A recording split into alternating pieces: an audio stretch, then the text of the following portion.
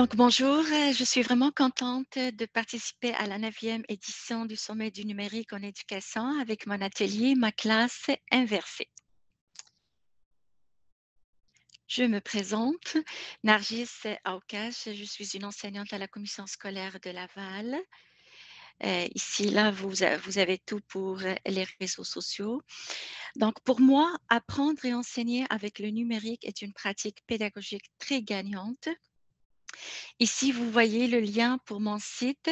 Donc, c'est un site que j'avais présenté justement à ACOPS et puis vous allez trouver pas mal d'outils, d'applications et de plateformes, que ce soit pour la continuité pédagogique, la création de capsules vidéo, la rétroaction, l'évaluation, l'apprentissage par le jeu et la gamification. Donc, la classe de Nargis, c'est mon blog où je partage justement ce que je fais avec mes élèves en classe. Donc, je vais commencer tout d'abord par donner une définition de la classe inversée. Donc, c'est une nouvelle approche pédagogique qui inverse la nature des activités d'apprentissage. La classe inversée consiste à fournir des supports de cours, vidéos, supports interactifs aux apprenants avant même que le formateur ne soit intervenu. Donc, l'apprenant procède également à son auto-évaluation grâce à des quiz. Donc ça, c'est une définition un petit peu de façon générale de la classe inversée. On va voir avec plus de précision c'est quoi la différence entre la classe traditionnelle et la classe inversée.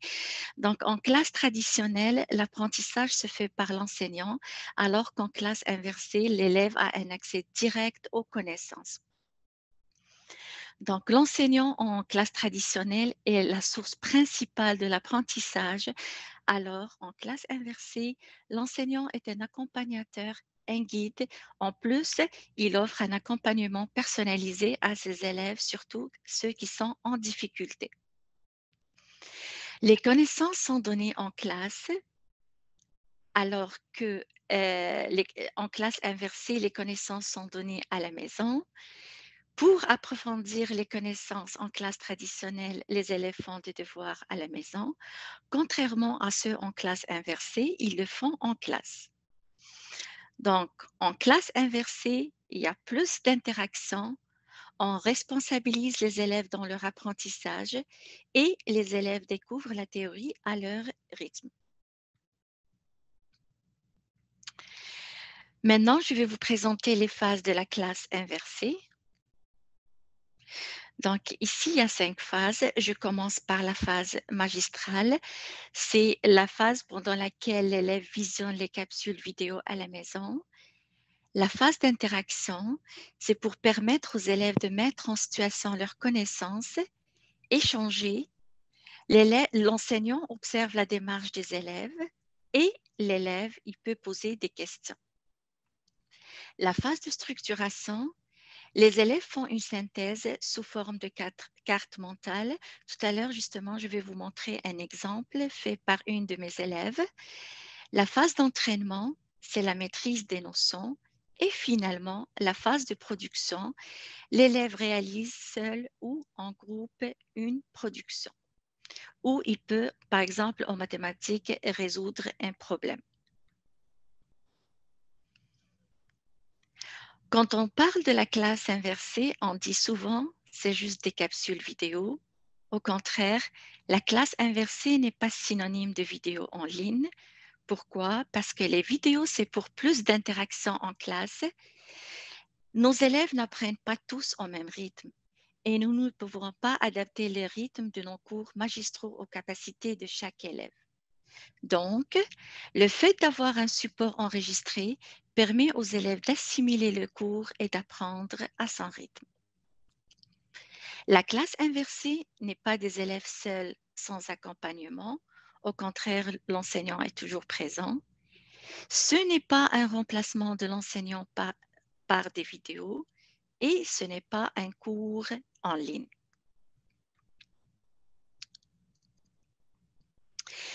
Donc là, je vais vous parler justement de ma classe. Donc, pourquoi j'ai inversé ma classe? En fait, la classe inversée m'a passionnée. Je suis à ma 2e année en classe inversée et je suis vraiment très contente et je continue poursuivre là-dedans. Donc, pour moi, je respecte le rythme d'apprentissage de mes élèves et je différencie. Je transforme ma classe en un espace où mes élèves collaborent et créent. Je cible les lacunes et les difficultés de mes élèves et ça, c'est très important, surtout dans une classe de langue ou peu importe les autres disciplines. J'offre davantage d'aide à mes élèves en difficulté et j'installe dans ma classe une culture numérique. Donc, pour mes élèves, c'est pour plus de projets d'équipe, d'échanges et d'activités de collaboration. C'est pour un accompagnement individualisé, surtout pour les élèves en difficulté. Donc, mes élèves profitent du potentiel pédagogique des applications parce que j'utilise beaucoup l'iPad en classe. Donc, il y a plus d'interaction, plus de flexibilité. Les élèves sont motivés, on les responsabilise et une chose aussi qui est vraiment importante, c'est que l'élève a accès au contenu en tout temps. Donc, qu'il soit présent ou absent, il a vraiment accès au contenu en tout temps, surtout là pendant le temps de la pandémie. Ça m'a aidé beaucoup vraiment à aller joindre tous mes élèves. Pour l'apprentissage, donc faciliter l'acquisition des connaissances de mes élèves. C'est un environnement d'apprentissage dynamique et interactif, et ça, c'est très important pour moi. Un accès direct aux connaissances et évidemment, ce qu'on vise nous tous, c'est la réussite scolaire de nos élèves.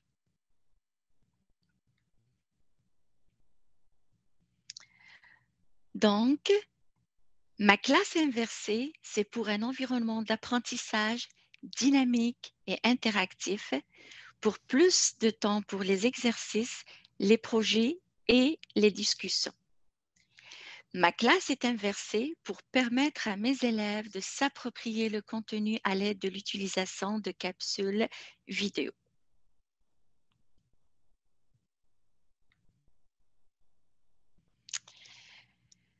Donc, comment j'ai commencé à inverser ma classe? Donc, j'ai entendu parler de la classe inversée. Je voulais vraiment l'adopter dans ma classe. Donc, j'ai commencé d'abord par motiver mes élèves à faire leurs devoirs.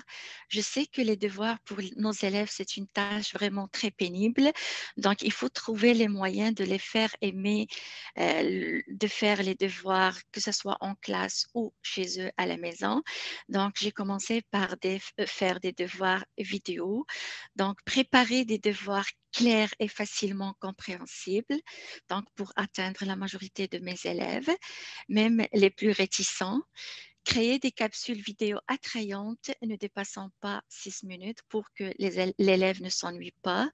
Donc, créer des quiz, personnaliser mes contenus et faire le suivi de tous mes élèves. Donc, c'est comme ça que j'ai commencé à inverser ma classe. Donc, comment je procède? Donc, ici, je vous montre quelques images, justement, comment je procède en classe.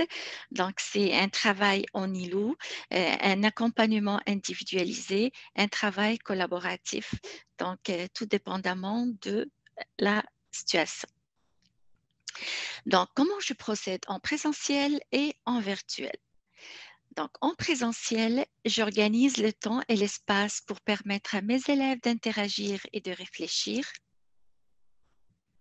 En virtuel, j'organise et j'accompagne mes élèves le plus souvent en caméra activée pour quand même pouvoir les superviser. Pour les deux, je propose des situations d'apprentissage différentes. Je sélectionne les notions pour mes élèves. Donc, je recueille des ressources pertinentes. Et pour les deux, je différencie parce que la différenciation pédagogique, ça fait partie de mes pratiques quotidiennes avec mes élèves. J'engage mes élèves dans des activités significatives et j'élabore des activités accessibles. Donc, pour les deux, je différencie et je donne de la rétroaction et du feedback. Donc, je donne en présentiel, je donne de la rétroaction en temps réel, individuel ou en groupe pour réorienter mon enseignement aux besoins. Et puis, en virtuel, j'organise des sous-groupes et je donne mon feedback, mais je peux quand même donner de la rétroaction individuelle. Pour les deux, donc c'est de l'évaluation formative, quiz interactif et des QCM. Maintenant, je vais vous présenter comment j'évalue en classe inversée. Donc, je laisse le choix à certains élèves des types de questions et du moment de l'évaluation. Pandémie exige, donc on s'adapte. J'outille mes élèves d'une grille de correction pour évaluer le travail de leurs coéquipiers, donc l'évaluation par les pairs. L'élève réalise son portfolio et ce que je vise surtout, c'est l'autonomie et la responsabilisation de mes élèves.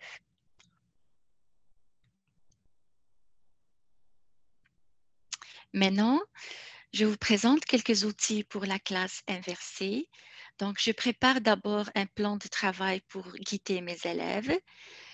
J'organise des sous-groupes. Je prépare mes capsules vidéo, des QCM et des outils collaboratifs parce que justement, je favorise la collaboration, travail collaboratif. Donc, avant de vous présenter quelques outils, je vous présente quand même les avantages de l'apprentissage vidéo. Donc, ils sont si nombreux, j'en citerai les suivants. D'abord, rendre l'apprentissage plus engageant pour les élèves. Donc, permettre à nos élèves de se rattraper en leur assignant des vidéos à regarder à la maison. Attribuer des vidéos aux élèves absents pour revoir les notions vues en classe. Donc, l'élève n'a plus l'excuse, Madame, j'étais absent. Donc, tout est à sa portée de main. Il peut revisionner le cours chez lui. Permettre aux élèves de faire leurs devoirs de façon autonome. Donc, donner les moyens aux parents de s'impliquer à l'apprentissage de leurs enfants. Différencier les cours pour nos élèves. Donc, les élèves définissent leur propre rythme d'apprentissage. L'enseignant apporte plus de soutien à ses élèves en intégrant des commentaires, des notes audio et des questions dans la vidéo, comme on va le voir tout à l'heure avec Edpuzzle et Flipgrid. Attribuer aux élèves plus avancés d'autres vidéos. Ça, c'est très important pour respecter le rythme d'apprentissage justement de nos élèves. Pousser les élèves à atteindre leur plein potentiel. Et avec le numérique, justement, on arrive à rejoindre la plupart de nos élèves. Et finalement, engager les élèves et les garder concentrés sur leurs travaux. Donc, je commence par vous présenter un outil incontournable, c'est Panopto en classe inversée. C'est le logiciel vidéo, justement, Panopto.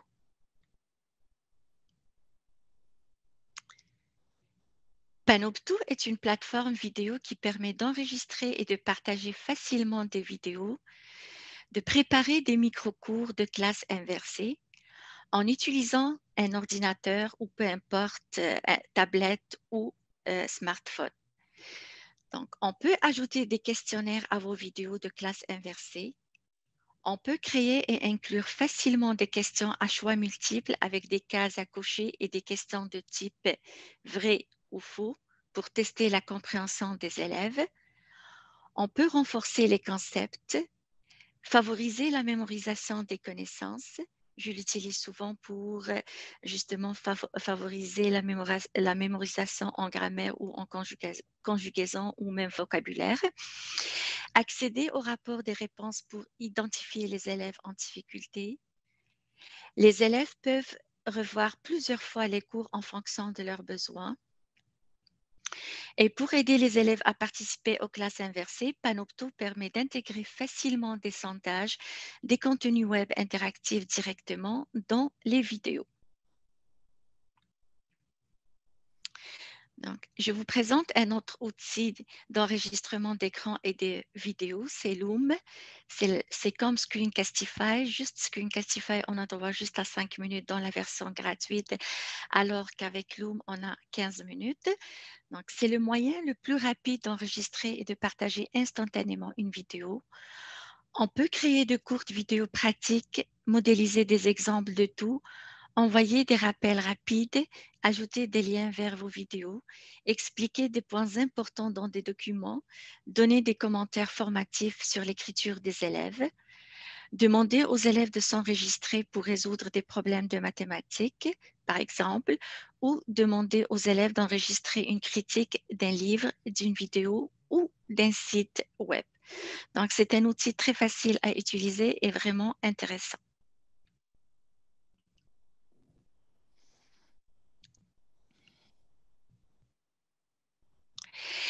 Ici, justement, c'est un travail fait par une de mes élèves sur Le Petit Prince de Saint-Exupéry et c'est enregistré avec Loom.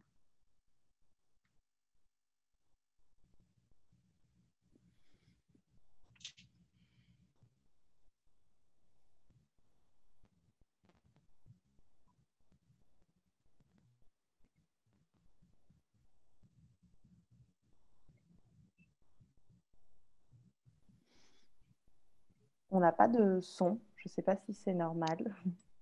Est-ce que c'est correct pour le son? Non, on n'a pas le son. Ok, ok. Ok. Juin de Maintenant, 1900 c'est correct? et il décédait le Oui, 31 c'est bon. juillet 1944. Le Petit Prince est une œuvre poétique et philosophique sur la vengeance d'un conte pour enfants. Les aventures du Petit Prince commencent sur son astéroïde, nommé astéroïde B612, où un jour pousse une rose. Le Petit Prince devient l'ami de cette rose fragile et belle. Il décide ensuite de visiter d'autres mondes, car il s'ennuyait sur sa petite planète.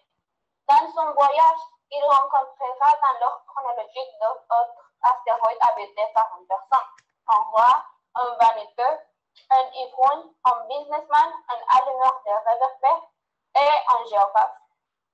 Enfin arrivé sur Terre, dans le désert du Sahara, il rencontre un pilote d'avion, l'acteur, qui a eu un accident. Ils deviennent amis et chaque jour, le pilote d'avion apprend de nouveau sur la vie du Petit Prince. À la fin de l'histoire, le Petit Prince rentrera chez lui, sur sa planète, pour retrouver sa rose qui l'attendait. Le pilote rentra chez lui heureux d'avoir fait la connaissance du Petit Prince. Maintenant, je vais vous présenter les personnages de Le Petit Prince.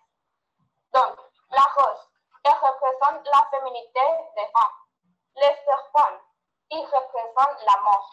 Les guilleurs, ils apprennent que les hommes ne sont jamais contents avec leur destin. Les rois dans Le Petit Prince. Un roi inutile qui ne sert à rien que donner des ordres. Les vaniteux, ils représentent une critique à la société consommatrice actuelle. Les rognes, il boit pour oublier qu'il a honte de boire. Les businessmen, ils représentent l'avarice. Et l'allumeur des réverbères, c'est une métaphore de travailleur. Les géographes, c'est un sage qui donne une idée de travail stable, mais il connaît peu de choses. Les renards, ils deviennent les meilleurs amis du Le Petit Prince. Je vous remercie d'avoir écouté avec vous. Donc voilà, c'est présenté par Nathalie. Je vous présente un autre outil, Screencast-O-Matic. Donc, c'est un outil logiciel de capture vidéo et d'édition vidéo qui permet de lancer directement à partir d'un navigateur. On peut effectuer toutes les modifications dont on a besoin en apprentissage inversé pour le mentorat et la rétroaction. Donc, c'est du mentorat vidéo personnalisé et réception rapide des réponses des étudiants. Avec Screencast-O-Matic aussi, on peut créer sa propre chaîne d'enseignement. Et ici, je vous présente une carte conceptuelle préparée par Virginie, mon élève, sur le groupe verbal. Le groupe verbal. Le verbe, c'est le noyau. Il décrit l'action. Il est essentiel dans la phrase. Il se construit avec un complément. Il se construit aussi sans complément. Il précise le sujet. C'est le prédicat de la phrase. Pour repérer le groupe verbal, il faut retrouver le verbe, reconnaître l'action ou le temps.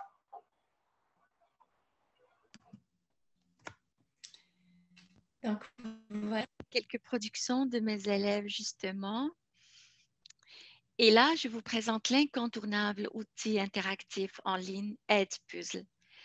Donc, on peut faire des notes écrites, un retour immédiat des questions à choix multiples, la possibilité de s'approprier l'apprentissage. On peut attribuer aux élèves avancés d'autres vidéos. Donc, l'intégration d'Edpuzzle avec Google Classroom facilite énormément la tâche et on peut publier facilement des devoirs vidéo et donner rapidement des commentaires à nos élèves.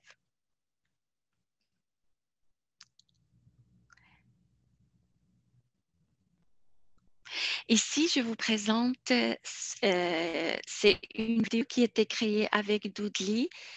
Et puis, justement, j'ai ajouté de l'interaction avec Edpuzzle sur le complément direct et indirect du verbe.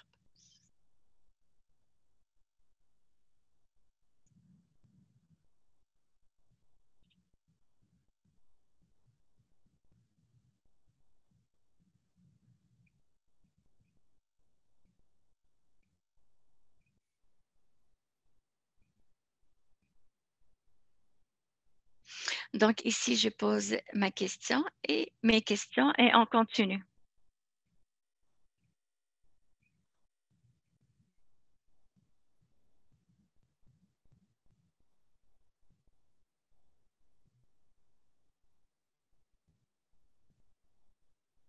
Donc, toujours mes questions.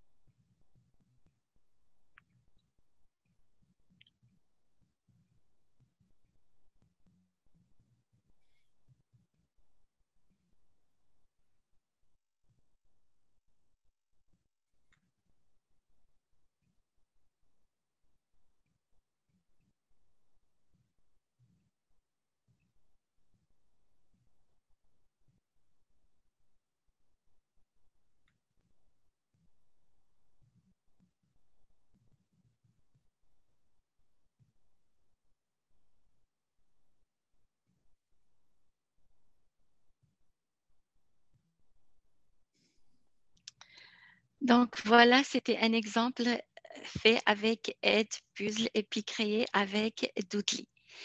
Je vous présente un autre outil aussi intéressant que Edpuzzle, c'est Playposit pour créer des vidéos quiz aussi.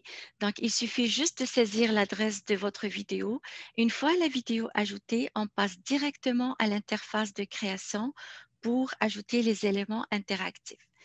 L'interface se limite à un cadre pour lire la vidéo et un cadre pour ajouter les éléments interactifs.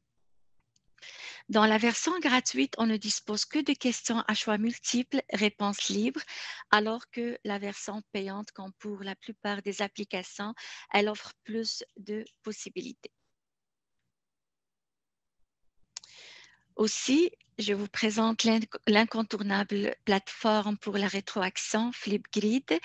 Donc, c'est une plateforme gratuite pour créer des grilles, faire de la rétroaction écrite ou vidéo sous chaque vidéo des élèves.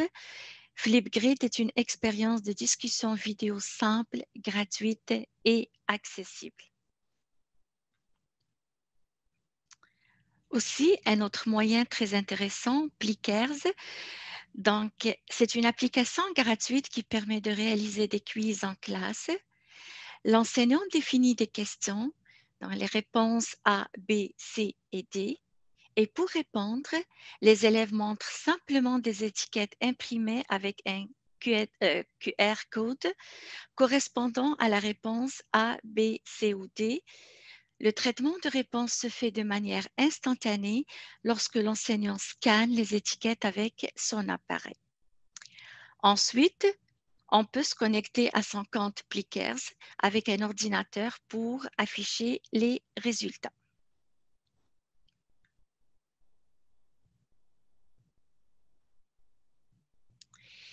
Et je vous conseille, si vous voulez vous lancer vraiment dans la classe inversée, de créer soit votre site web ou votre blog pour partager vos ressources avec vos élèves. Vous pouvez choisir soit Weebly ou WordPress, l'un ou l'autre. L'un est aussi intéressant que l'autre. Et je termine ma présentation avec la citation de M. Daniel Peraya de l'Université de Genève. Voici un livre qu'il faut lire et les raisons pour le faire sont nombreuses. Les technologies représentent l'avenir même de l'éducation. Et je suis entièrement pour une école avec les nouvelles technologies de communication. Et moi et mes élèves, nous sommes entièrement pour la classe inversée.